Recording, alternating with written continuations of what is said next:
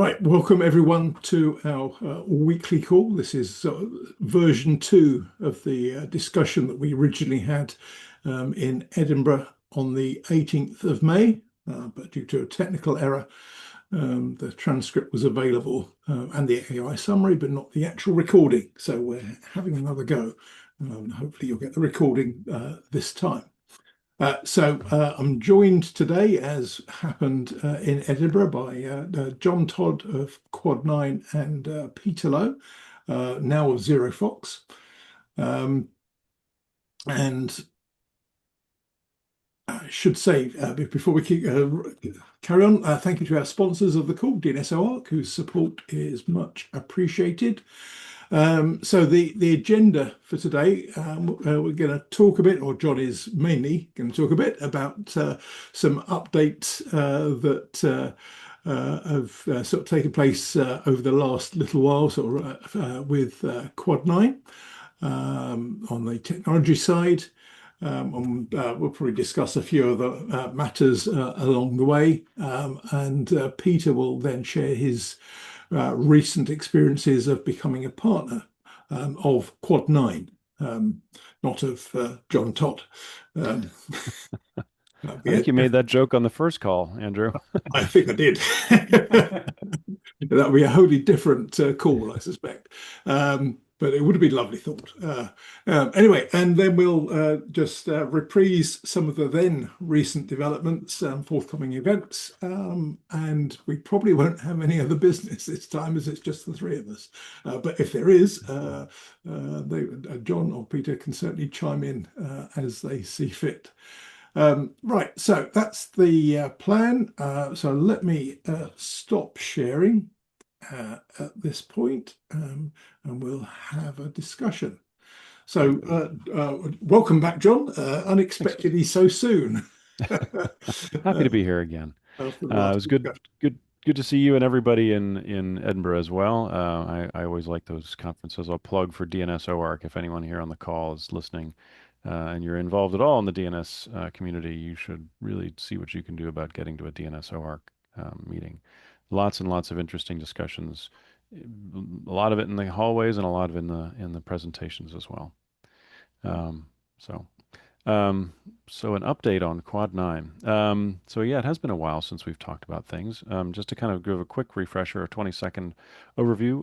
Quad9 is a nonprofit based in Switzerland. We operate a DNS recursive resolver available on 9.9.9.9, as well as a number of other addresses as secondaries. And we operate that at no cost to end users with a baseline of cybersecurity, meaning we include some malicious domains and we block those on our primary service, and then high privacy, so not transmitting any information about individual end users or storing or recording IP addresses ever, really, on end users. So things we've done in the last couple of months since we've talked. We have added, and because I'm engineering focused, I'm going to go into the engineering stuff first because it's easier and fun to talk about, and everything else is not fun to talk about. We've launched DOQ and DOH3 some time ago, I guess a couple months back. We just sort of silently introduced that into the platform. And that's been very interesting to watch as we see traffic migrating from DOH to DOH3. Many clients automatically upgrade. They opportunistically will test to see if DOH3 or DNS over, basically DO over quick, is available over UDP. And if it is, they will just silently upgrade. So I think the Apple devices and also Chrome, if it's manually configured to use a private DNS service, they will automatically upgrade to DO3. And so we have seen actually quite a shift in our DO traffic moving over.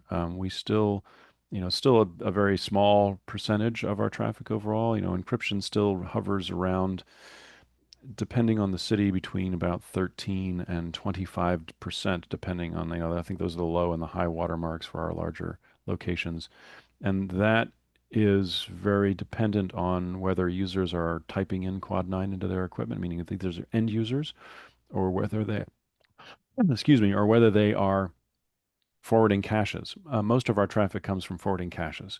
Our estimate is more than 80% of our traffic comes from forwarding caches, which are generally not encrypted. There are some notable exceptions to that, some people using DOT, but most forwarding caches don't encrypt right now. So the only traffic we're seeing using encryption are actual end users. And then of those end users, the ones that are automatically upgrading to DOH3 are the ones on Apple devices that are getting their addresses from DHCP, or Chrome or Chromium systems that are using private resolvers that are manually configured. But it's really interesting to watch. We have seen quite a shift actually to DOH3. Meaning in some cities it was almost half of our traffic of our previous DOE traffic has shifted to DOE 3. And that's great. We've seen actually a slightly lower, our estimates are a slightly lower percent CPU usage for that because of quick handling things a little bit better from a reestablishment perspective. So that's been interesting to watch. And DOQ is sadly very, very underutilized right now, but I think that will be changing. I've sent a message to the folks at AdGuard to see if they can add us to their list of supported hosts. They're the biggest client out there now, from what I can see, Really? and there are soon going to be other DOQ services available. So I'm hoping that we see port 853 being used quite a bit with Quick as well. Um, So so. just to interrupt there, John, since you're talking about the percentage of traffic that's encrypted at all, in terms of DOT, so just to get a sense of it, so DOT's been relatively flat because it's not the first choice of most common end user clients. Some Mhm. of them support it, but it's not the default. So I'm gonna guess here because it's been a couple of weeks since I've looked at the numbers and I don't remember exactly, but we're in the single digits, like 5% or so, 6% of our traffic I think is DOT, and I'd have to look at that again, but that's probably not too far off the mark. so Um, so most of the growth has been in dough, yes, flavors of dough, let's say. yes. Uh, Correct. And again, that's because the end clients support it, and we all know the world is run by browsers, so that's kind of where it is right now. yeah. And quite honestly, there are some minor advantages to DOH and DOH3 now if you're looking at adding some kind of host signaling in there. So, meaning the user being able to identify themselves in some fashion. We don't support any of that right now, but if you look at, you know, DOQ and DOT, it's really difficult to figure out, like, can a user identify themselves to get some customization or otherwise. So we see organizations that are running DOH resolvers for commercial purposes. They're really looking at DOH because it helps them identify users and create a profile. And Quad9 doesn't do that. So again, I'm saying the market is sort of leaning into DOH because there are ways that you can embed, if you wish, into the URL a user identifier or some other way to um, do something more clever with the query. Whereas we don't care, but we sort of also have to follow where the technology market is leading, and it looks like DOH right now to a large degree. So a certain irony that the protocol that was allegedly going to deliver privacy is delivering either micro customization or some would argue sort of tracking, Well, depending on your yeah, perspective. I think if you give the user the ability to make the choice, then everything's great. It's fine. It can actually be 100% anonymous, or if you choose, you can put things into the URL which identify you to the resolver operator so they can do something useful. So again, I think everything's about user choice, and as long as you give people the choice, that's fine. Yeah, yeah, fair enough. And I guess you'd be keen, well, would you be keen um, to see it eventually migrate to DOQ, um, given its apparent, I guess, a much greater efficient use of compute than. Yeah. We're somewhat ambivalent on the protocol, right? As long as people are getting the encryption that they are looking for and protection against interception or observation, we don't care. DOT and DOQ are slightly better from a political perspective, in our view, because they operate on a different port. They operate on port 853. And that allows local network administrators to say that they prohibit um, the use of that protocol, right? So, in other words, and we believe that local network administrators should have the right to manage their traffic inside their network. Mm. Um, DOH and DOH3 are more difficult to block because they're using port 443, which makes it very, very difficult to block on a protocol basis or port basis. So you have to then know all the IP addresses to which you're going to be blocking, and that becomes a much more difficult question. And therein is the crux, and we've had this discussion on this call before about DOH versus DOT or port-based models versus IP address-based control models. And um, our our view on that is that accelerating the race towards destruction of end-to-end protocols is a bad idea, and that's where, this is an opinion now, but that's where I think the game is going. We're going to be seeing, because network administrators believe they can't control traffic, we're going to see the sort of the end of end to end at some point because the arms race is continuing between people trying to keep their privacy and people who want to invade their privacy. And usually the people who want to invade other people's privacy have guns and policy and laws. Um, so it is what it is. But our goal is to give people choice. Yeah. Um, let me just unpack the bit though about with being ambivalent. Not you didn't say ambivalent. I can't remember which word you used. Neutral. Neutral about choice of protocols, notwithstanding what you just said. In terms of if, as I believe is the case, DOQ is somewhat more efficient than DOE and derivatives. And knowing of the sort of funding model, funding challenges that an organization like Quad9 has, eking out sort of more efficient use of your infrastructure, I would imagine would be a good thing. But yeah, particularly with things like some of the sort of accelerated hikes in RAM prices, all that sort of thing. Um, Certainly, we're always interested in getting the most performance out of the systems we can, and it seems that DOQ should be lower overhead.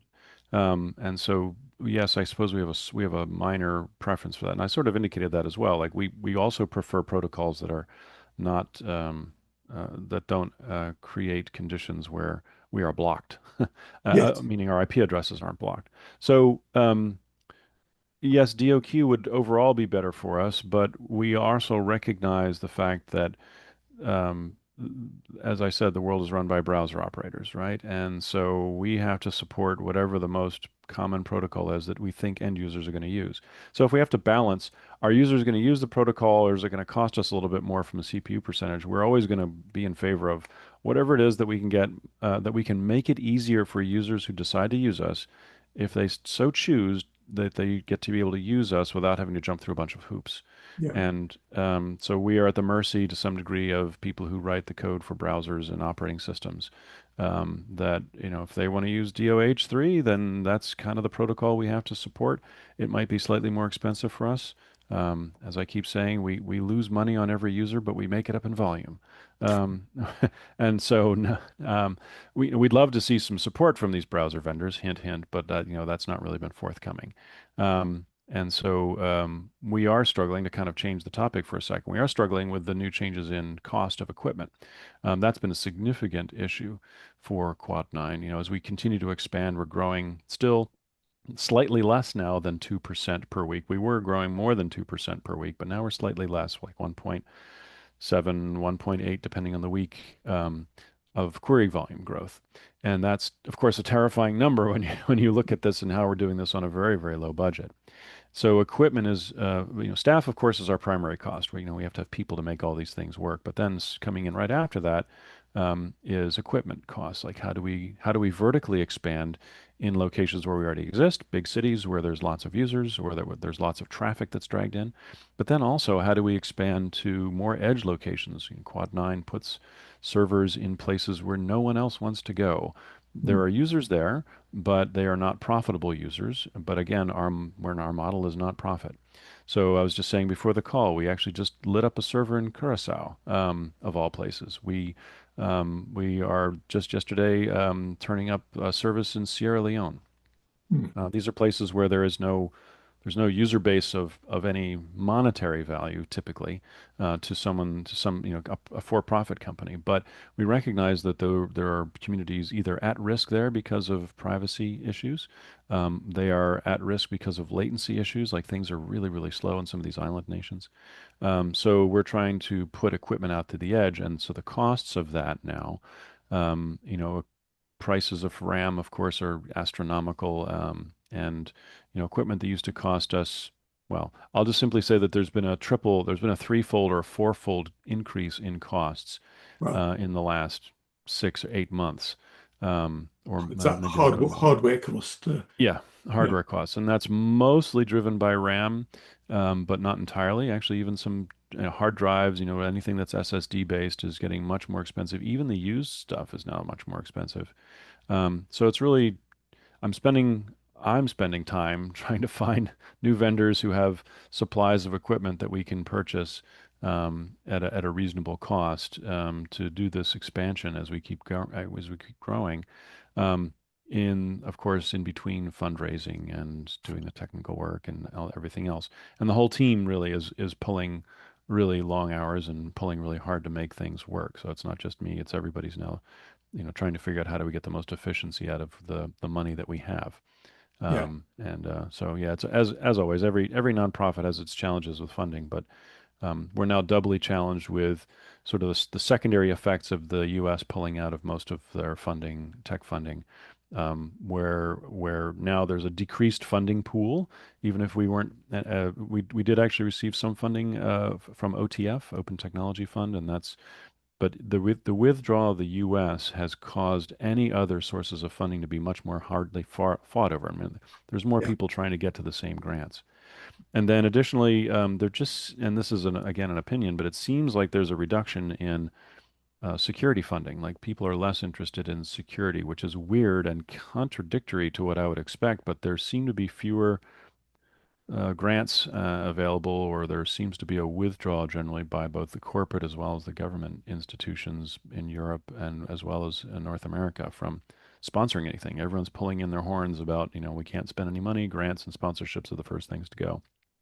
So it's really challenging. We're still making it, but we're spending much more time on doing things that are grant raising and less time on doing the things that we want to do for end users. yeah. And just picking up using your Sierra Leone example, I mean, obviously, all of the open resolvers could claim global availability because of any cost. Sure. But are you aggressively looking for places with significant latency to try and sort of drive that down? We um, looking for is a tough term. We are really right now forced to be deploying in places where there is funding to go. So there are a bunch of places we would like to go, and for latency purposes as well as for I would call it communities at risk. So there's a lot of expansion that we'd like to do, but we're just kind of constrained by funding. So in some places, there are opportunities that present themselves where someone offers to pay for hardware, as an example. And they not only do they want to pay for hardware, but they want to actually re-announce our prefixes to the rest of the region. So that's an opportunity sometimes that we'll take. And then there are some places where we would really like to go that's just really difficult. Like we had an opportunity to go to Ethiopia a few months back, which is one of the last really big countries in Africa that we don't have equipment in. And we even got we even were working with ISOC, which is one of our grant providers. Hmm. And the problem is it turned into I'm not going to go into the details, but politically it became impossible for the operators of that facility to give us the connectivity that we needed. And it wasn't because of any, this was not like suspicious politics. This was just money and, who does what. And it just got bogged down to the point where we had to say, all right, we're not going to go there. And that's unfortunate, but we're looking for other opportunities in those kind of countries. And we had to kind of redirect where we were going to do that particular location. And that's actually Sierra. We were going to originally go into Ethiopia, and we ended up going to Sierra Leone.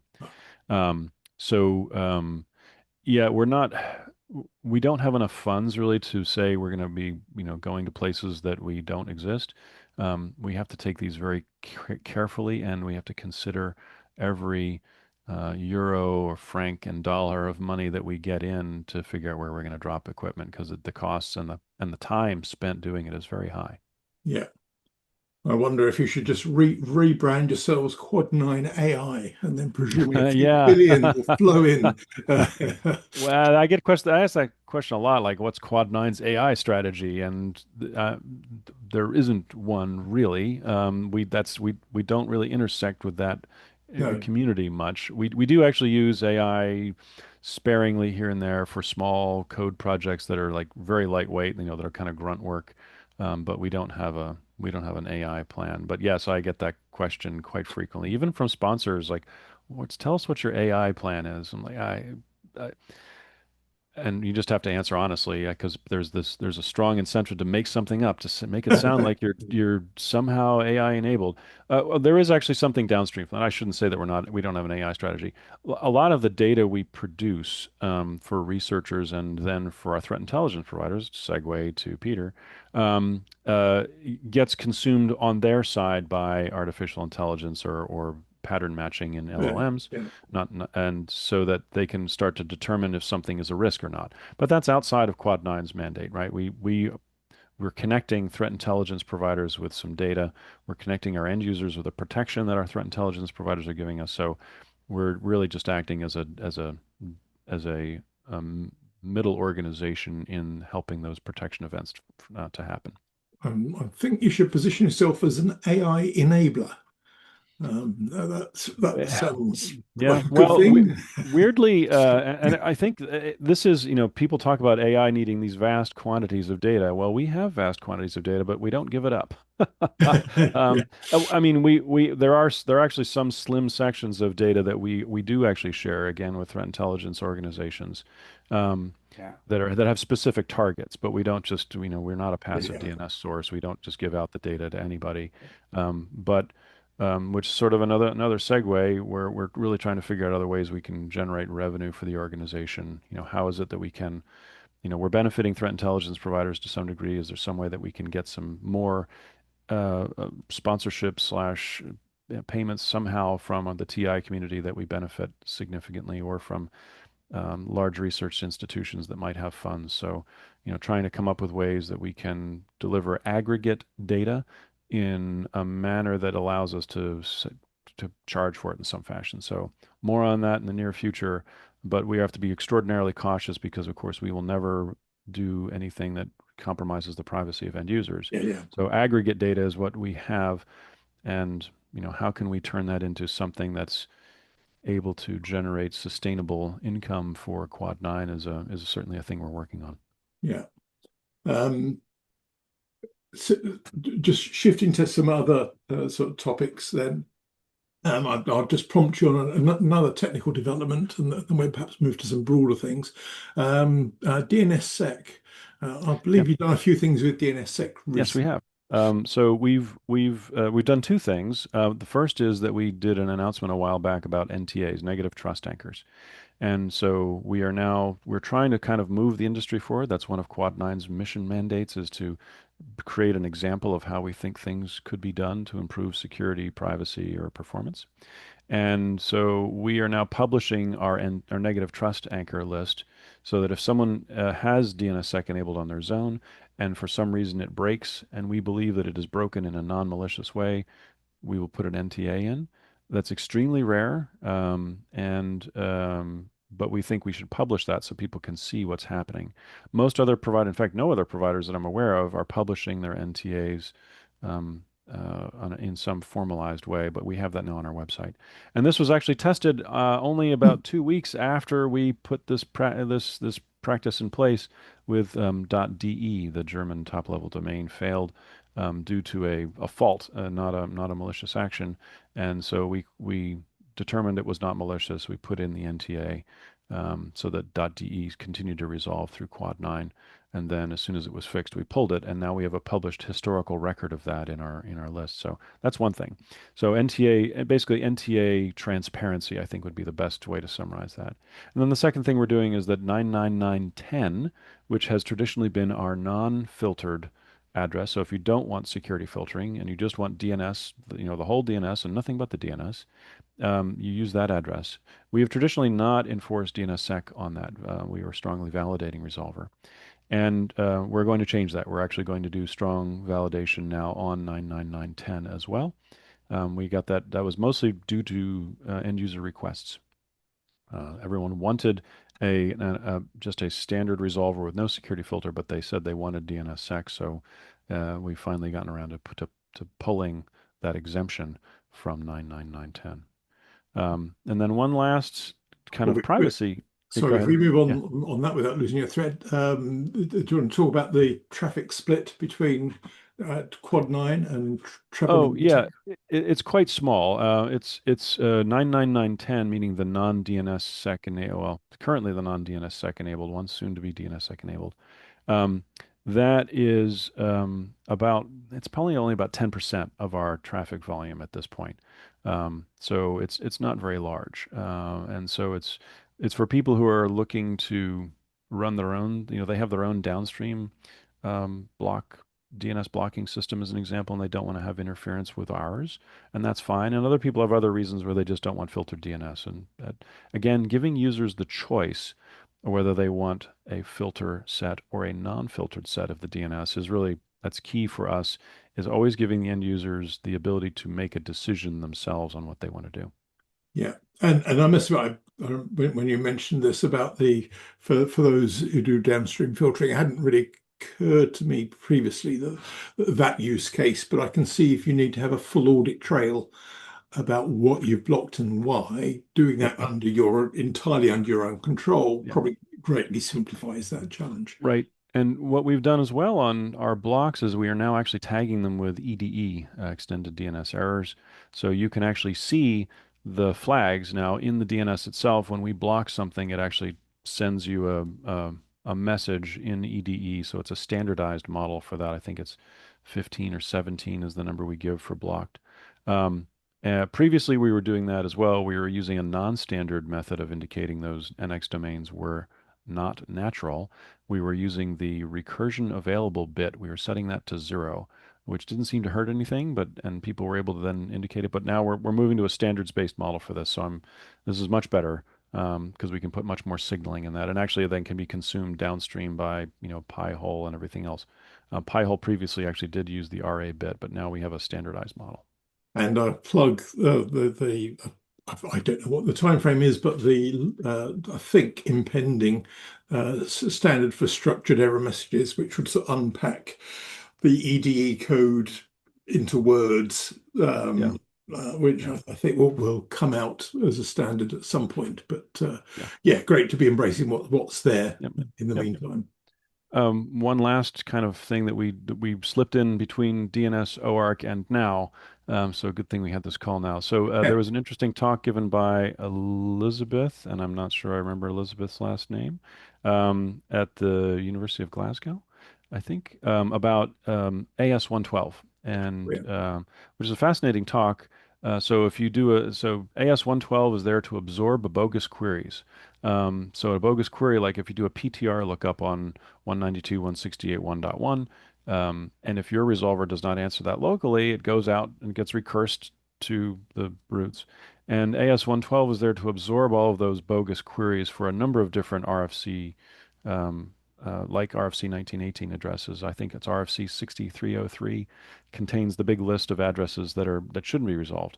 Anyhow, the talk was, or the paper presented was that, hey, there's a lot of actually really concerning data in these queries that are escaping out of your organization that should be answered locally but are not. Um, and we were blocking, Quad9 was blocking RFC 1918 namespace, PTR records and things. But there were some additional zones in there that we hadn't been blocking, and we are now blocking. And not only that, we're now actually blocking them with an EDE message that's yeah, I think it's EDE 29, which is synthesized. So we're actually indicating to somebody, both it improves latency because we're immediately responding instead of recursing. It Right. saves us memory. um, it also prevents leaks of data outside of our organization. Like if you're accidentally sending us queries for things that are not resolvable, that will never be resolvable, but yet are legitimate DNS zones, we're answering for those locally and we're telling you about it. So that actually has happened between that talk and today. We rolled that out. So that's kind of incremental, very small privacy improvements that we're always trying to embed into the system. Neat. Hmm. Okay, well, I'm impressed that you managed to get that out so swiftly. Babak is our director of operations, and he saw the talk as well. He's like, "I'm going to fix this right now," and he started working. He didn't fix it while we were at DNSOARC, but he came up with the plan, and then we reviewed it and implemented it a couple of days ago. So yeah, it was a quick turnaround, but it was relatively easy. So. Feels like that would be a good thing to publicize what's been done and how to encourage others to follow suit to sort of shrink Yeah. the size of that problem. But it's sort of along the it's sort of in the same vein as hyperlocal root. Don't let things escape that you don't need to let escape out of your recursive infrastructure. Yeah, We are not, by the way, doing hyperlocal root. That's a little bit more fraught with controversy because we would like to allow our queries to still give root operators some statistics. In right. other words, there's good research that's being done at the roots. We could be doing hyperlocal root, meaning that data would all go away from our systems. And we're at the moment, that seems like it's a good thing to keep the root operators with data. And we may choose to change that in the future, but right now we're not. Fair enough. Shall we move on to some Less, non-technical fun yeah, less things? less fun things. So Uh, today I'm wearing my DNS is not a crime shirt. you So say that. I think some people might be familiar. About a couple of years ago in 2021, we had a lawsuit in Germany from Sony Entertainment Germany that they tried to force Quad9 to blocking a domain name which they asserted was housing copyright violations, basically dragging us into a fight which wasn't ours. It wasn't our content. We had no relationship with this distant website. We had no idea who they were. But Sony declared that we must, in fact, block this site because of copyright infringements by somebody else. It took several appeals, but we eventually did win that lawsuit after a lot of expense and a lot of time. And we knew that since we did not bring this case all the way up to the EU courts, we won this case inside of Germany. Hmm. We knew that we would see this again. And sure enough, we are seeing it again. So France there are a number of different rights holders in France that are now pursuing cases against us or demands against us through the regulatory authorities there and also through the courts to try to force us to block domains that they assert are doing copyright violations. Again, we have no relationship to these sites. We don't know who they are. Our assertion is that the DNS is a mere conduit. We resolve names. We don't actually know anything about the destination. And we give users a choice. They can choose to use, again, 9999, which has malware filtering, or 99910, which does not. And so this is an ongoing fight. It presents risks to Quad9 because again we are a very operationally focused organization. We do DNS. This is a very policy driven kind of decision, and it would be easy for us to roll over and just do the thing. There is no way for us to identify with perfection who a French citizen is, meaning who do we prevent from reaching these sites? So really, the only model we have at the moment is to do global blocking, and that means that French law is applied to everyone on the planet. Now, that sounds like a bad idea as well. So we are protesting this. So we are going to continue as we can in the courts, but our funding for this is relatively small. And so we think this is, well, this is one of the reasons that rights holders have attacked Quad9 in the past, is that they recognize that we are funding challenged. We don't have a legal team on staff.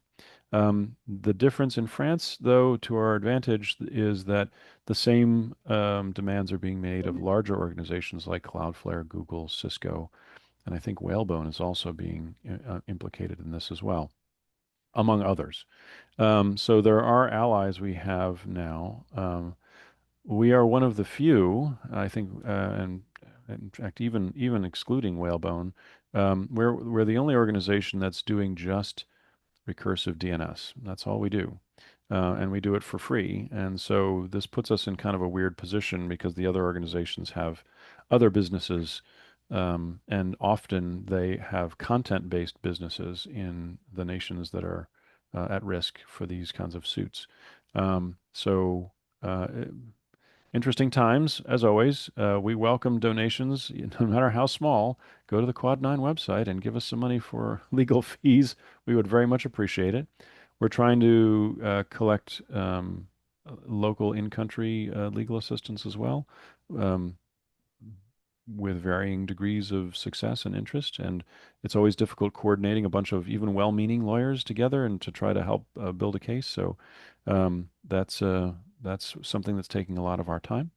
It is a funding question for us. It's an existential question for us in some ways, and mostly it's a time question. We're spending huge amounts of time on things that do not have anything to do with benefiting the end user.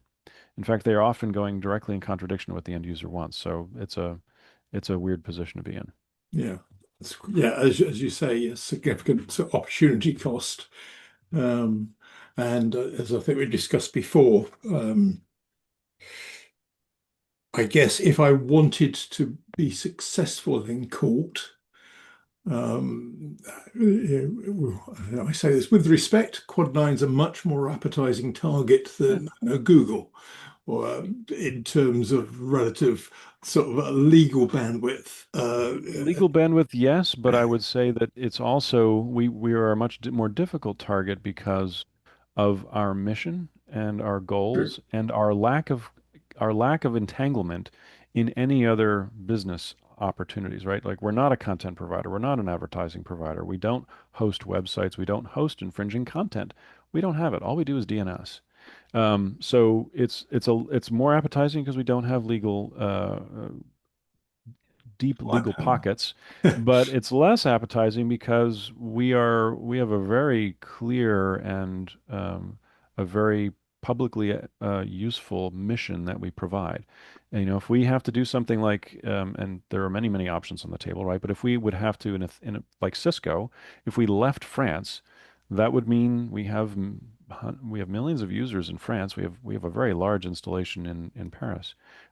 If we shut that down and we somehow figured out a way to prohibit French users, which is also difficult, if not impossible, then they would no longer be getting protections against all of these different risks, and the costs to France would be orders of magnitude, several orders of magnitude higher than whatever the benefit is that's being asserted by these copyright holders. Malware would infect people's machines, ransomware, phishing attacks would be successful that are not currently today. So it's an interesting Yeah. balance that's being considered or not being considered, as the case may be, by some of the courts and regulators. Mm. So we have, yeah. So anyway, legal challenges are an unfortunate outcome of doing what we do. The DNS is becoming one of the last places where people can try to constrain content. If you can't go after the actual content hosting, which is where you should go, then people try moving the battlefield closer and closer and closer to the end user. And yeah, I don't, that's a much longer discussion. Yeah. Um, perhaps picking on one facet of that. I mean, there's so many angles there, without hopefully delving too closely into the cases themselves, which we want to steer well clear of. So we're talking about principles rather than specifics. Um, I know one option. You could hypothetically remove all your servers from French soil. Hmm. Uh, Now, you could conceivably still serve those users because it's any cost, and you don't, if like the converse of putting a server into Sierra Leone, you don't need to have a server in Sierra Leone to provide service. The same is clearly true of France and its territories. Um, but I guess well, I know from looking at the UK example where there are organisations, nothing to do with the DNS net now, that are content to disregard, say, the Online Safety Act provisions because they don't have a physical presence in the country.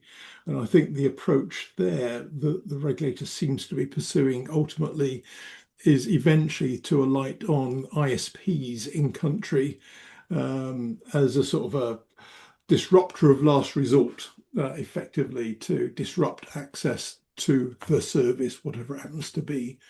Um, I guess the concern would be, I suppose it'd be an irony in a sense, given the nature of the case, if if you were then blocked in France, having withdrawn from Yeah. France, but It, because you yeah. were refusing to block. Yeah. I mean, have you looked at things like, and you probably have, so I'm asking this hopefully to expand on the reasoning for others, things like geolocation, IP geolocation as a proxy for probably a French user, therefore should either do X or not do Y, or is that The just massively complex? Well, first of all, it's very expensive for us to do. When I say expensive, I mean that doing a query against GeoIP databases slows our systems down considerably, right? Because you have to now, what used to be doing DNS is now going to be doing a GeoIP lookup as well. So you're basically doubling, if not more than doubling, the amount of query and the delay that you're doing inside of a query stack. We have to do that code, and then even if we implemented that, it still is only as good as the GeoIP data. The French courts have not told us who a French user is.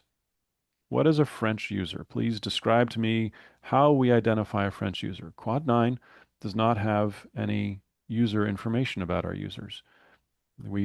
Specifically, we do not contain any information about a user's geography or who they are. Yeah, And so, okay, then the next argument there is, well, in order to use any service online, then you must supply identification. That sounds very contradictory to some UN guidelines about access to information. I don't believe, and Quad 9 does not believe, that it should be required to provide identification and GeoIP or geography to perform a transaction on the internet. That is not that's a hill we'll die on, right? Um, the user accounts should not be required for doing everything on the internet because you can push that all the way down into the TCP/IP stack. That's just not going to work. yeah, And so we don't have legal assurances that even if we did something like GeoIP blocking, that would be sufficient or effective. So yes, it is possible to do that kind of thing. Is it something we're considering? At the moment, it is not. yeah. Yeah, fair point. If you didn't know from the outset that were you to do that, that would be considered sufficient, then it would be a bit pointless Yeah, doing. in fact, we we tried this in Germany, so we're actually already burned from this process. We hacked together for just our servers in Germany when in 2021, we hacked together a method by which we actually tried to look at GeoIP origin of end users, and it was very expensive on a CPU perspective. And this was a long time ago, and we had 1/8 the queries that we do today, Right. maybe. Anyway, so we put that together, and we said, all right, we'll block all during the court's processing in Germany. We said we'll block this domain from German users or users that we believe are German. Um, so Sony's legal counsel then got a VPN and they VPN to some other country and then they resolved the domain and they said, well, I was sitting in Germany and I was able to resolve the domain. You're at fault. And the courts agreed with them, and we got fined 10,000 euros for not doing what the courts told us to do.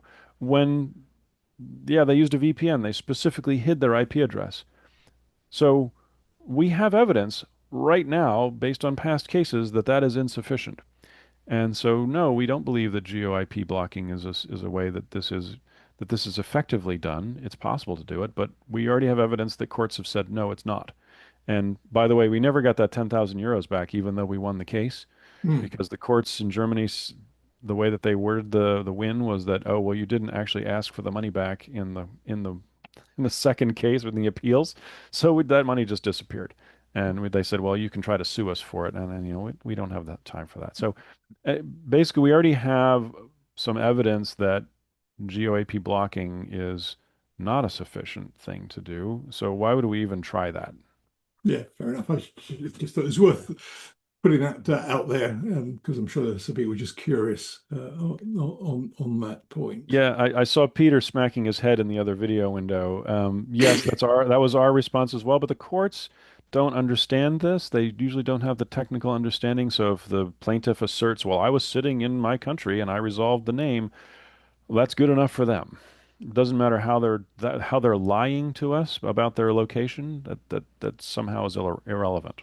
Yeah, yeah, it's a complicated subject. Who Yes, knew? it is. Yes, it is. Yes, it is. Yeah. Well, since you mentioned Peter, maybe there's an opportunity to segue onto a much more Yeah, positive conversation about how Peter yeah.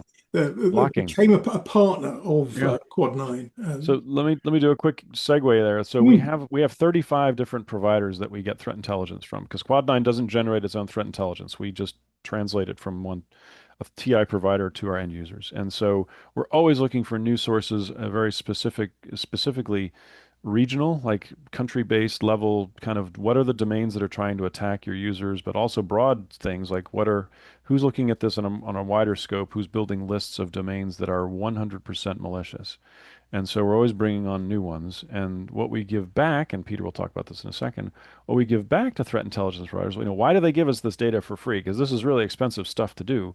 Um, we give them back some information about every time someone tries to go to one of those domains. We'll give them the metropolitan region of the client. So not specific, but kind of in a broad term. And you can actually read about that in our privacy policy about how we blur that. So broad geography of the client, the FQDN of the name that someone tried to go to and a timestamp. But then we also give some other information about the target, like where were they trying to go? What would that name have resolved to if it had resolved? And what's the GeoIP information about actually the very specific GeoIP information about the target domain? Like if you tried to go to badguy.com, where is that? mm. Whose hosting provider is that in? What are the name servers for that domain? So it allows TI providers to then really generate some fascinating stuff. And with that, I will hand it off to Peter because we've been giving him lots of fascinating stuff. Yeah. So I wanted to so just a bit of background. Actually, before I start, I wanted to say one thing, which was that for all the uh, like face palm in moments that John has to deal with, I have to say you are one of the calmest people I've ever met Mm. to deal with all of these challenges and all of these circular issues and weird situations that you're stuck in. So honestly, it's such a huge amount of credit to you and to Quad9. It's just I'm always been a huge fan. I, I'm I'm as calm as my team is. So we have a good group here. Yeah. Some background is that I've been running an ad and trackers block list for a long time, and I was giving it away for free. And it's been one of the things that I'm quite glad that I can contribute back to the internet. And a little while ago, I had the opportunity to start a list of domains which were malicious. So basically, a threat feed of malicious domains. I was introduced to someone who was able to produce this on a regular basis, and I've got some ideas about how I can contribute to the data itself. But essentially, I thought this time I could do it, but not for free. So to be an actual, we'll see how things work out. The feed, by the way, is called Domain Intelligence, and there's a very corporate buzzwordy website up at domainintelligence.uk, which I don't really like, but whatever. It's a You're placeholder. not selling this, Peter. No, I'm not. Well, look. So I used to manage a lot of different threat feeds. When I worked at DNS Filter, I was looking after more than 60 different feeds coming in from different places. And my benchmark is, would I have paid for this fee, for this feed? And I'm one doing it, so yes, I would.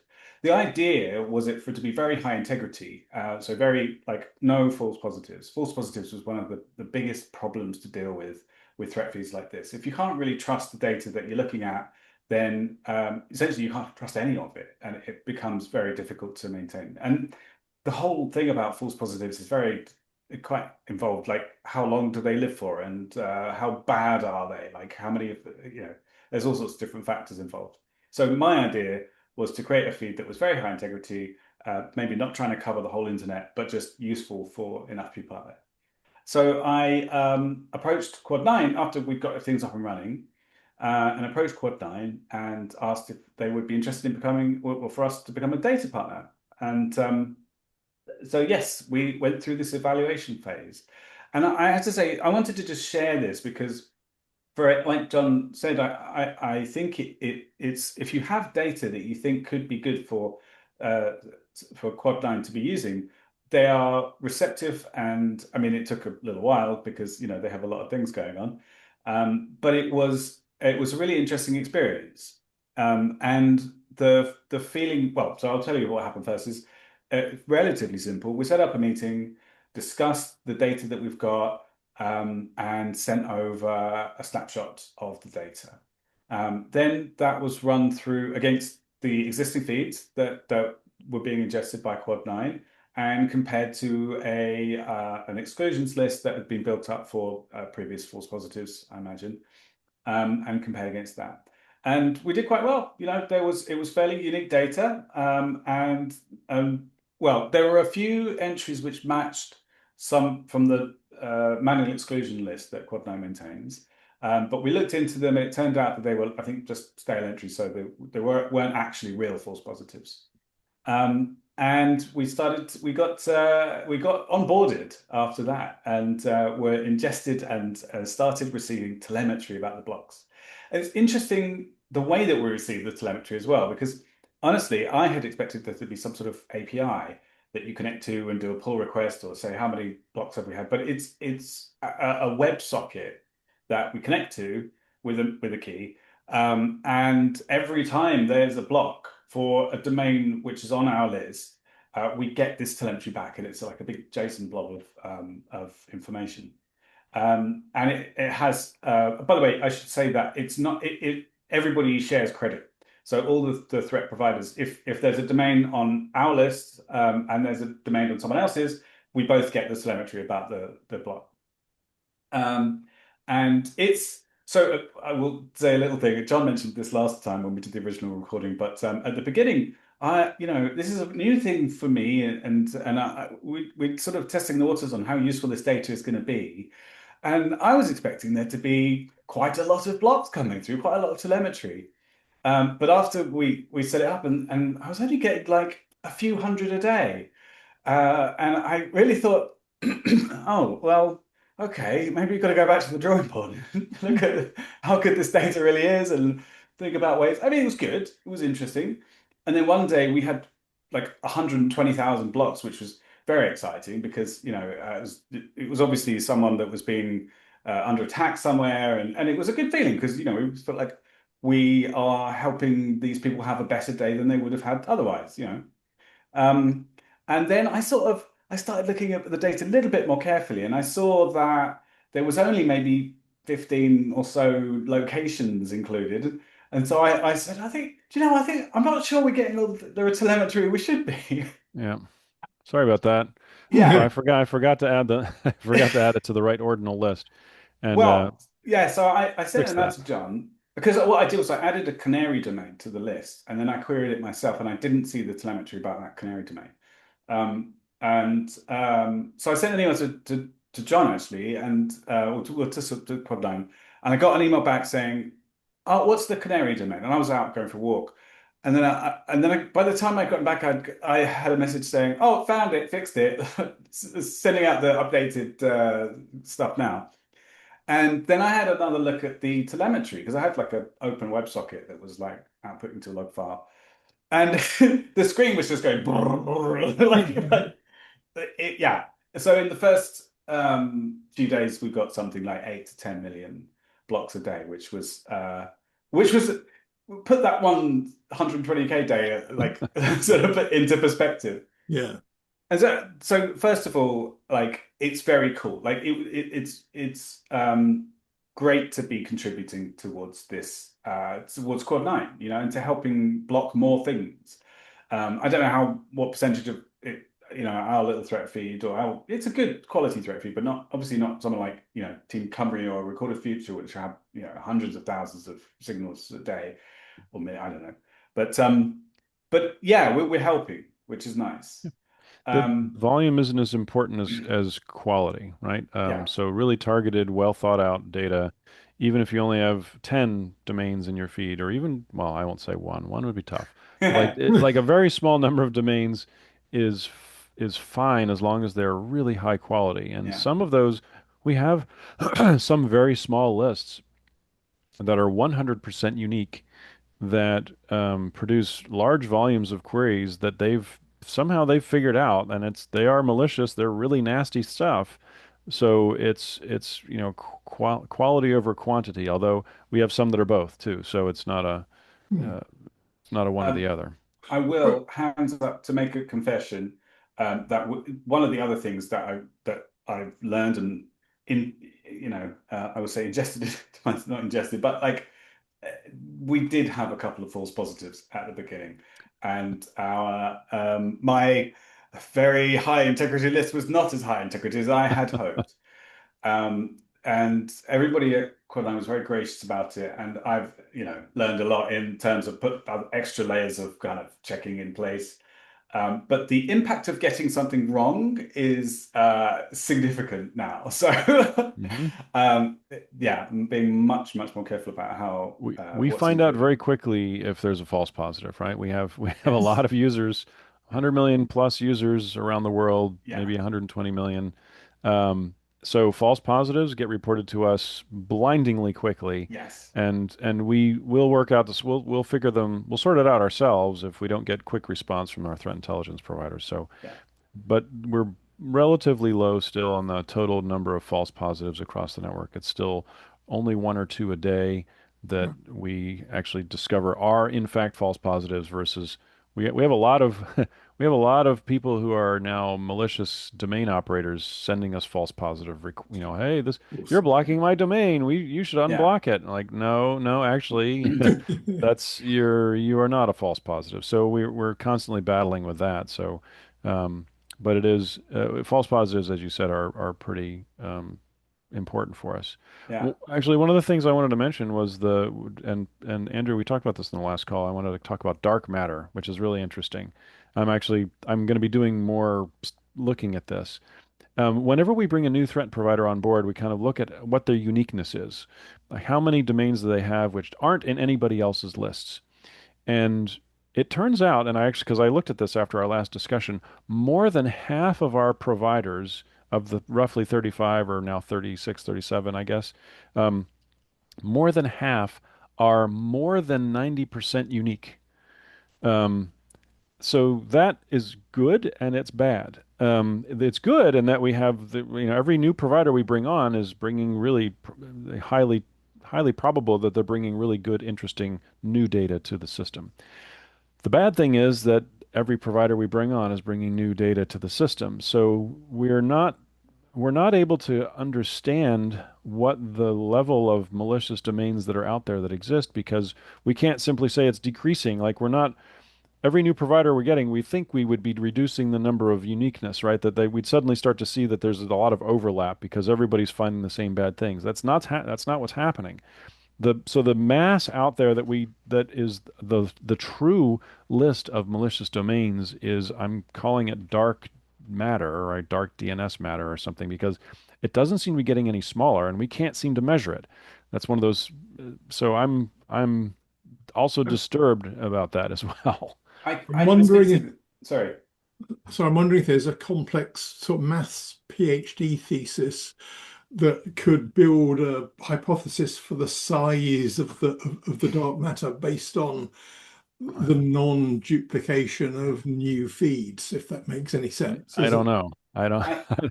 I can That's speak to my this a bit myself because like I said, I used to manage a lot of different threat feeds and also evaluated a lot more around that. And we did some analysis at the time on the overlap between different feeds. We found the same thing. I don't think this is, I think the SAC at ICANN did some similar research as well and basically said the same thing. It was all years before.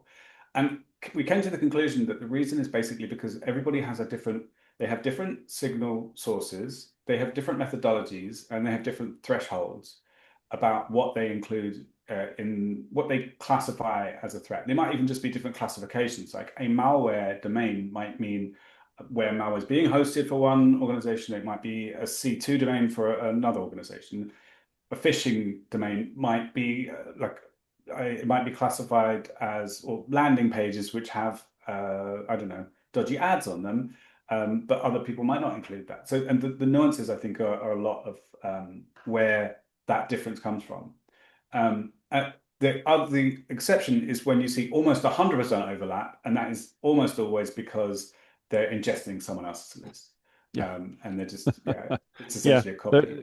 Correct. Like as I said, more than half of our feeds are 90% unique, but as soon as you get below that 90%, the number quickly decreases to like, okay, now you're at like 80% overlap, and you can see that that's because one is probably consuming from another. And I don't know who the feed is that everyone's taking from. I can't tell which of them is the original data, but that's okay too, because usually, even though they might be 80% not unique, they're still 20% unique, and that 20% actually, and very often is, quite high quality information, and it doesn't matter to us. I don't care that they're not unique. As long as you have some unique data, Quad9 will use it. If you're just copying other people's feeds, then no, probably not. But so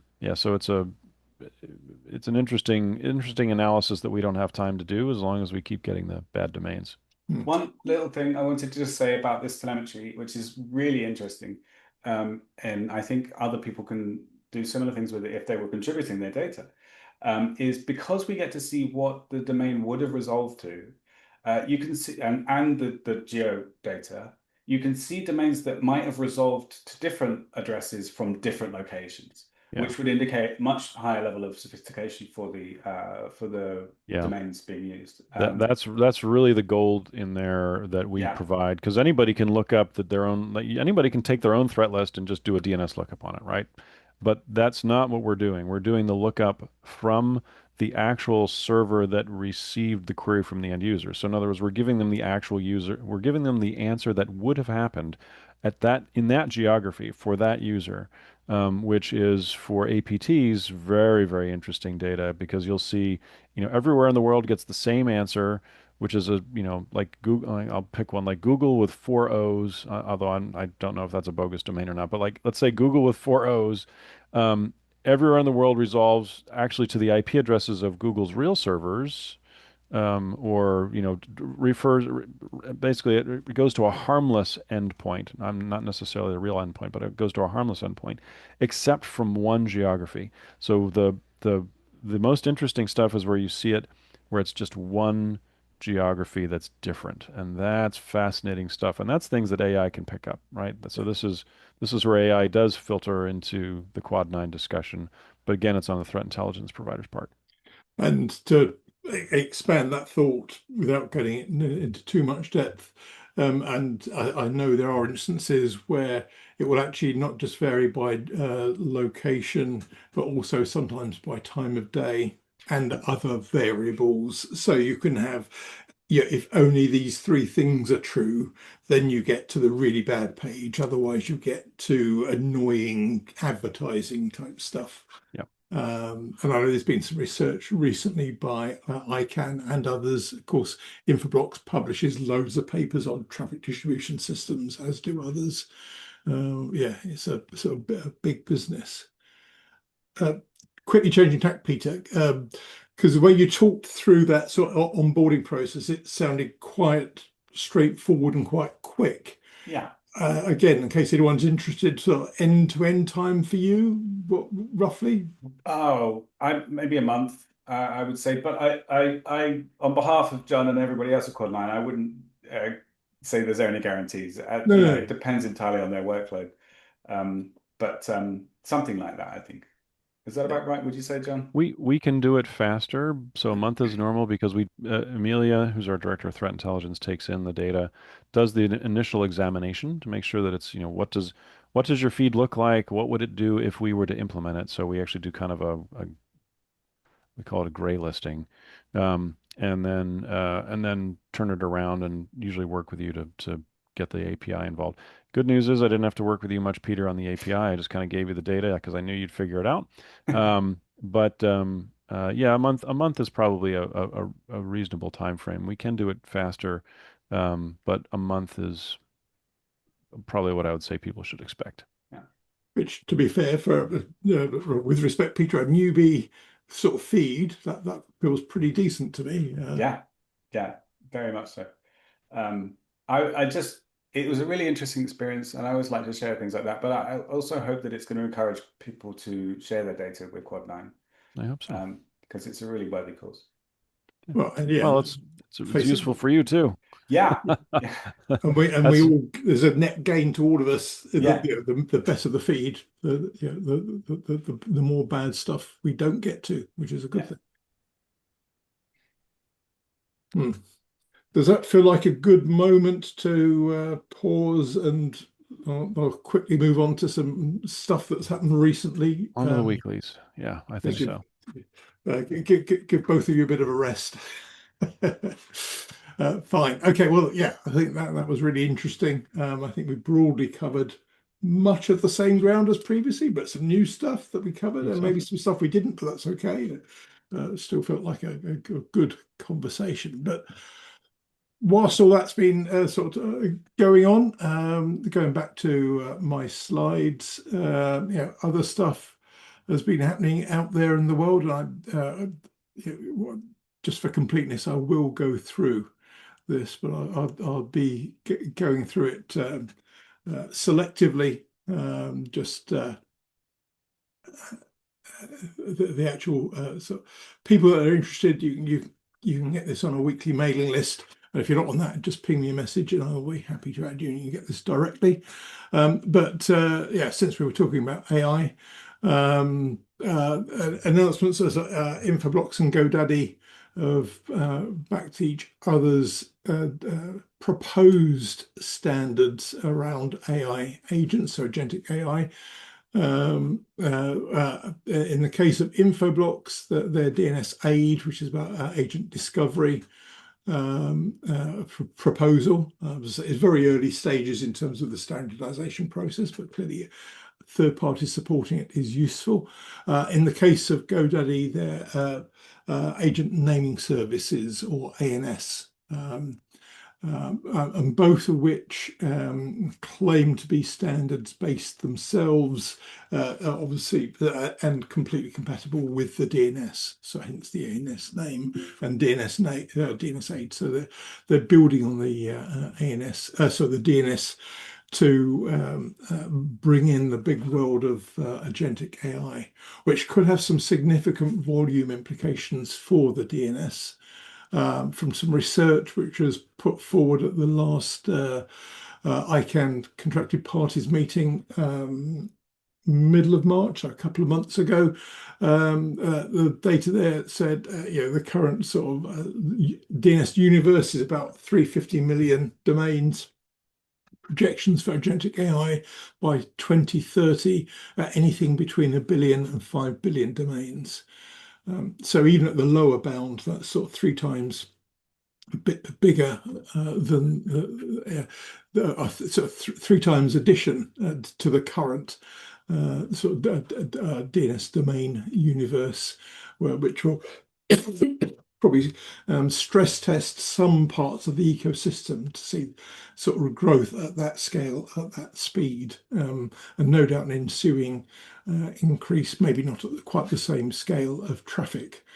I'm sure John would not thank anyone if traffic increased by a factor of 3 in a short space of time. But to be fair, 2% a week up to is still pretty fierce growth rate. I won't try my head to do the compound of that over 4 years. Otherwise, I'll probably freeze for about 5 minutes, which will be bad.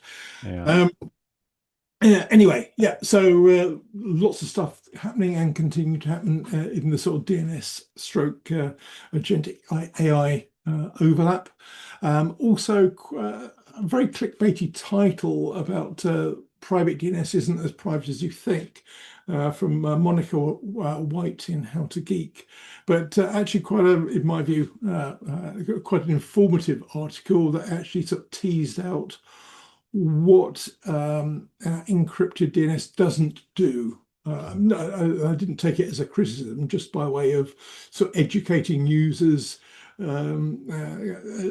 to where you may need to bring in other tools alongside encrypted DNS if you wanted a significant improvement in privacy, and obviously privacy with whom.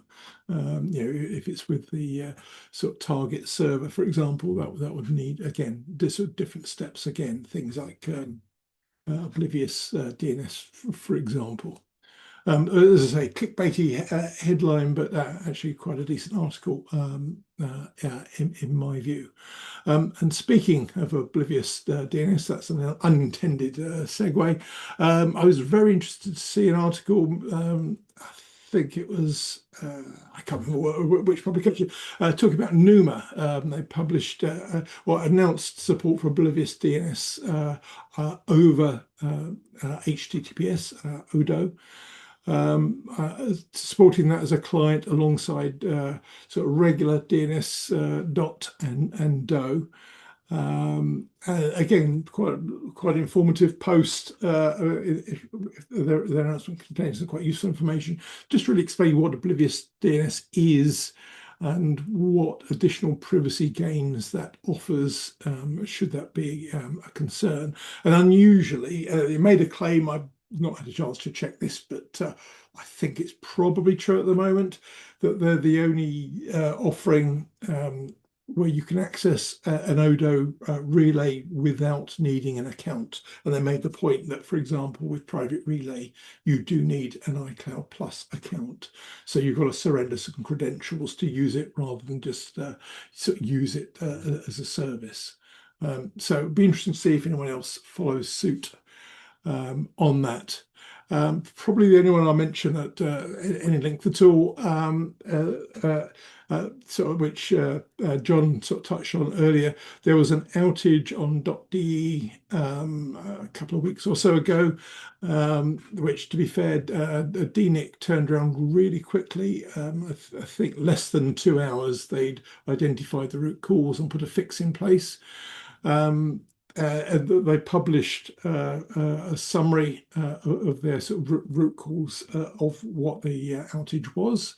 And actually, since we did the original recording of this, Peter Koch from DNIC, he did a lightning talk at OARC, DNS OARC, and sort of unpacked that. And it was, I spoke to him afterwards because he delivered it in a very low-key way, but I felt it was hiding a lot of probably frenetic activity. Well, the German company maybe not, but yeah, there's a very calm delivery for something which no doubt at the time was an absolute calamity. But yeah, a very calm explanation of what the actual issue was and how they were able to overcome it at speed. So again, that was good to hear.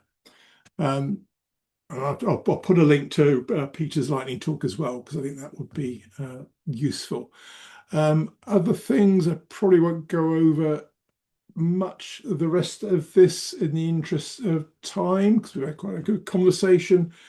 One thing I will mention, just a topic that's current at the moment, which we'll probably cover on our weekly call at some point, is the sort of the tsunami of vulnerability reporting. There was quite a clever name for it, which I've forgotten and this, in the heat of the moment, but driven by AI of various flavors, finding vulnerabilities of greater or lesser severity and potentially flooding the reporting portals with vast volumes, which then really poses a problem to the companies to get on top of. Current topic, and I saw something, I think this week, which is why I think it's worth a little deeper discussion at a later point, essentially suggesting, and I agree with this, it's the new reality.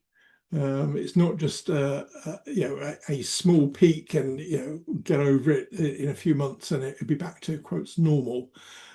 Given the ever increasing capabilities of particularly agentic AI, it's probable that these volumes will continue for some while. I won't say forever, but for some while. So I think there's going to be a challenge for the industry to work out how to adjust to that. And I don't see that, I don't say that to diminish the challenge, because it is a big challenge, but it's probably not going to disappear anytime soon. So I think that's going to be an interesting discussion to sort of revisit in the next number of weeks. A whole bunch of other stuff happening, which we definitely don't have time to go through on this discussion, but yeah, loads of other stuff happening, the links for which are available. The only one I'll highlight, just because I think it's one that really caught my attention at the time. I hadn't expected to see that the Pope had launched an AI commission. This is a couple of weeks ago, so at the time of recording, they've actually published some findings as well. So, but yeah, the Pope starting to think about the challenges for us, the societal challenges of AI, I think is a good thing, not from a religious point of view, just from somebody needs to. And it's good to see someone actually taking on that task. The deadlines that I highlighted have all passed, so sorry about that. But the next one that's coming up real soon now, this coming Monday, as of the time of recording, if you're planning to go to Vienna for the IETF 126 meeting, third week of July, I think, the deadline for the super early rate expires on Monday, 1st June. So you need to register soon. And the super early rate applies both to in-person and remote attendance. But with sort of footnote for remote attendance that unlimited fee waivers are available for people that can't afford to pay the remote attendance fee. But other than that, you can save, I think it's about a couple of $100 if you're attending in person versus the early rate, which is what will apply from end of next Monday.